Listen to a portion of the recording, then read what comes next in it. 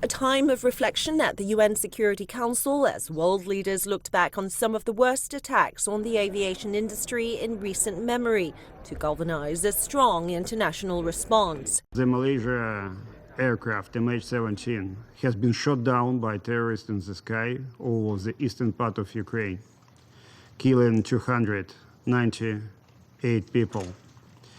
And this terrible atrocity is a potent reminder of the gravity of threat to the civil aviation.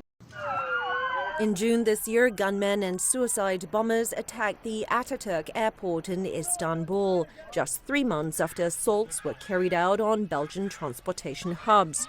And there have been others as well.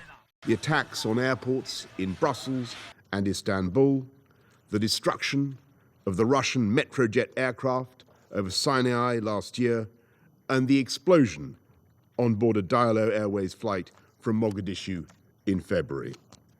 All these outrages posed a serious threat to international peace and security. The first ever UN Security Council resolution on aviation security calls on nations to work with the UN's International Civil Aviation Organization to update security standards and adapt measures to the evolving terrorist threat. It calls on countries to update and implement measures at their own airports and address any perceived gaps in security.